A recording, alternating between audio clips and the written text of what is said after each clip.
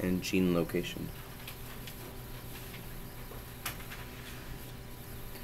And for sure we could agree that a higher rate of recombination occurs when they are far apart, right? So like in your book, it shows you this picture of a chromosome. And on that chromosome, it displays that you've got the little b, CN, which was a different trait. Something that, I forget what the CN stands for, and the VG. But you see that the B and VG on that chromosome for the body color and the vestigial wings are fairly far apart.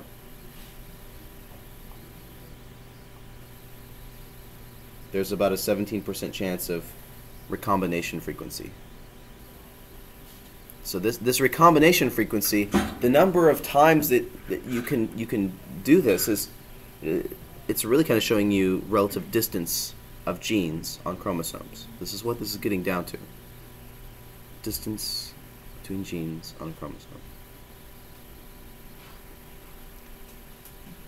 This is about a 9% recombination between these two, and about a 9.5 here. Now they're not supposed to add up to 100 like it is in math necessarily. That's really not problematic. But what I want you to see is that when you have small percentages of recombination, that means that they would be close on the same chromosome. But that makes sense. When you do recombination, when you make recombinant chromosomes, that's because they're not close together. They're not being inherited together. They don't get crossed over as a combination. Do you see these guys? What would the percentage between this key and this key be? Would it be the 17 or like 1%? 1% because they're close together, right? These two would be like 17, right? But if I say, you know what, I'm going to split my keys in half, and Connor's going to give me half of his keys, and I'm going to take half of mine and give them to him, it would make sense that I would grab these keys about the same time, right? They are on the same little key ring, correct? So to do like these guys all go over, that would make sense, right? Recombination would be high between these two, but not between these two because they're close together. Okay.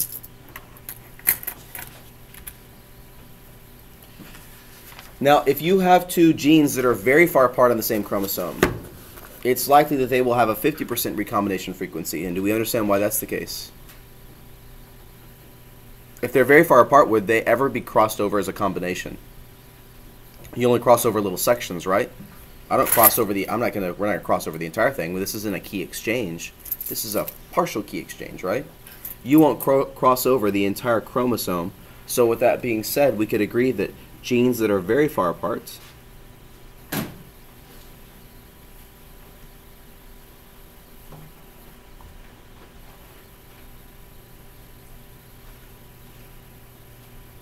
will have a 50% recombination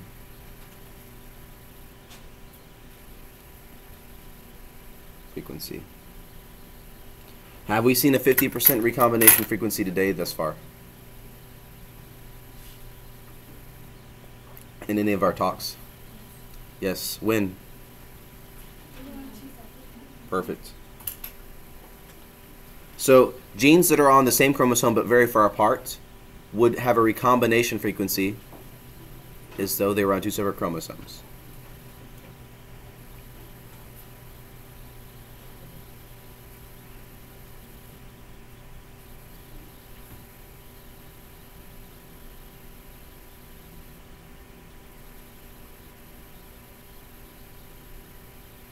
And you're like, well, why do you go back to this 50%? Because there's 50% chance that the chromosome is going to go to the left or to the right when meiosis is splitting it up. Just like flipping a coin. When there's two options, there's 50% chance that you will get option A and 50% chance you'll get option B. So whether they're on two separate chromosomes or they're very far apart and the recombination frequency is 50%, we could agree that we would say that these genes are unlinked. So only linked genes are genes that are close to each other.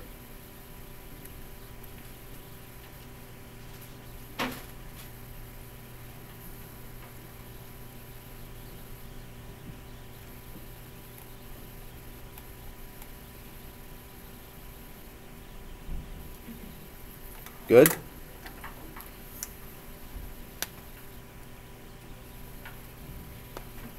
Okay. Let's talk about big alterations. How can we start to really mess things up?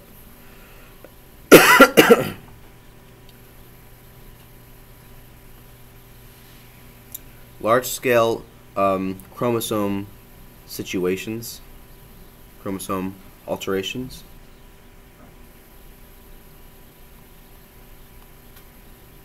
usually cause abortions. And I'm not saying an abortion by choice. It's like just the way the body fixes it. This would happen if chromosome number is extremely awkward. The baby just will randomly abort. Probably before people might even know they're pregnant, I would assume in some cases. Let's talk about having abnormal chromosome numbers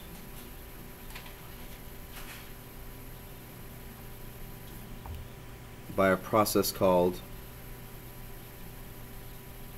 non-disjunction.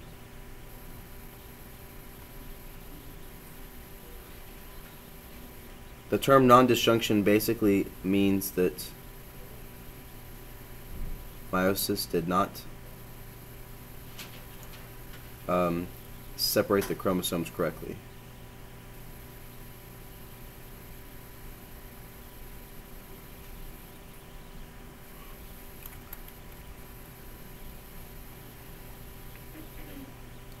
Cool? Okay. I want to show you a picture. And this to me is really important to get. This is for sure a question on the test.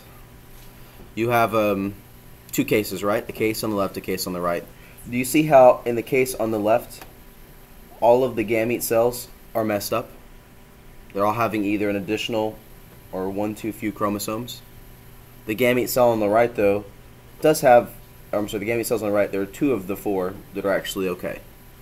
Then 2 of them are messed up. Do you see where non-disjunction can happen? It could happen in 2 different locations. Non-disjunction could happen in meiosis 1, or it could happen in meiosis 2, right? Now, if it happens early on in meiosis 1, that means that all of the cells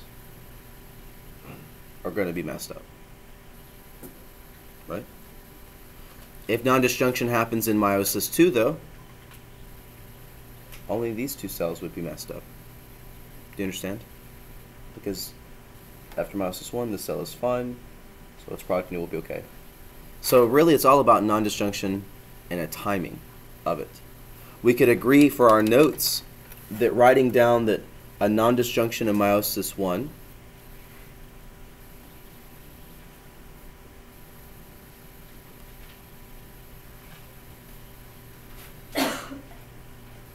causes all 4 gametes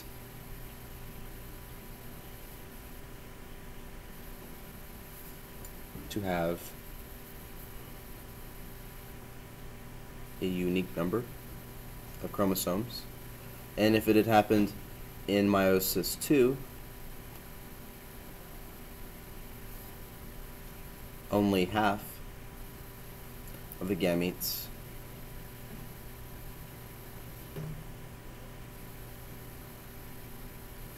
have a unique number.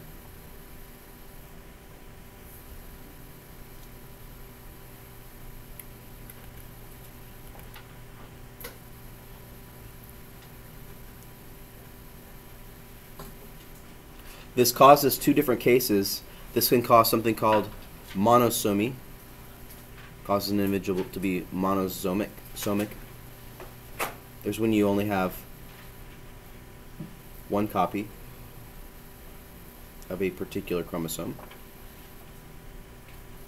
So it's like saying that you only have, instead of 2 for position 21, you have maybe just 1 for position 21. Or a case of being trisomic, which means instead of having 1 or the normal 2, you actually have 3 copies of a particular chromosome.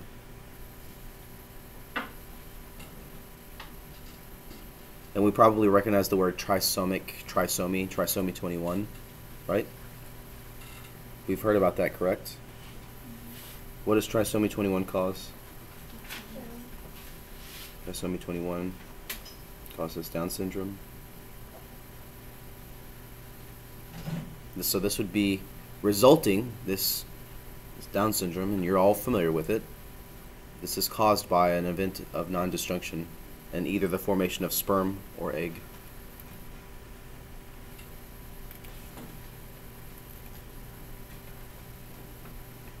Good? Okay.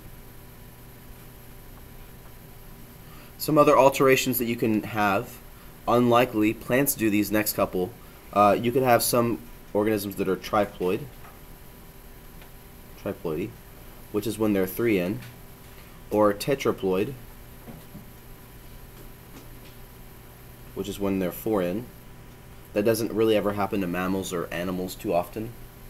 For us to have that unique of a number, for us to be like, instead of 2N, 3N, or 4N, just doesn't happen. Although I think there's a picture of a rat in your book that's a tetraploid rat, and it looks as cute as it could be.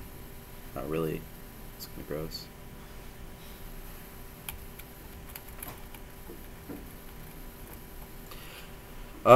Some other cases that maybe we just kind of off to the side want to know about. There's Klinefelter, when an individual is XXY.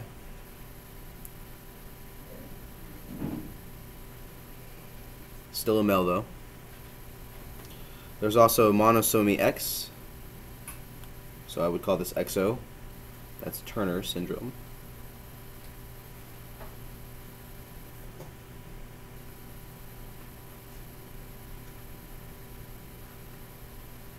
This causes sterility in females.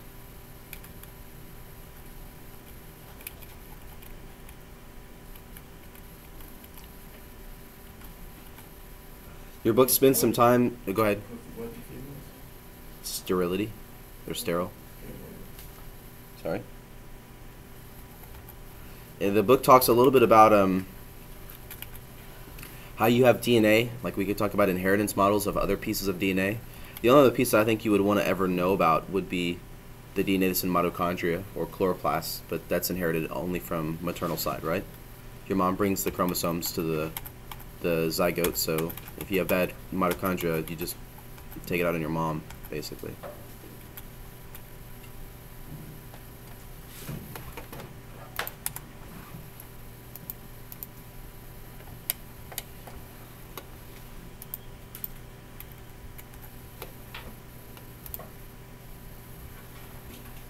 You'll see this, right? I know I actually can't see too well.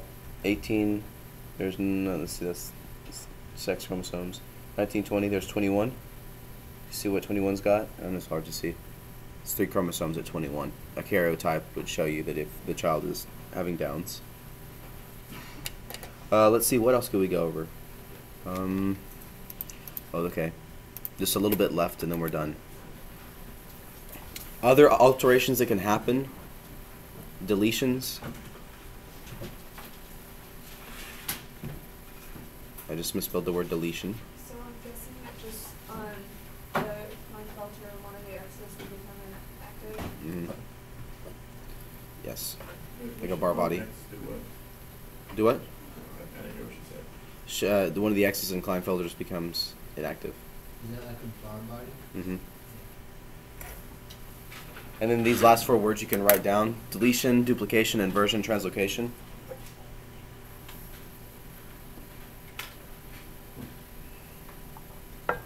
What can happen to your DNA?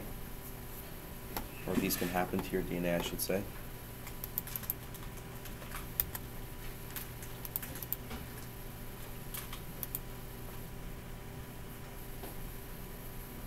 Here's a picture. See deletion? See how there's like this DNA in the chromosome, A, B, C, D, and E, and now the D is gone? So to delete, that's pretty obvious, right? How about a duplication? Duplicate means to make 2 of, right? Okay, so see how B and C is duplicated so that there's 2 B and C over here? Simple concept. Inversion, what does that mean?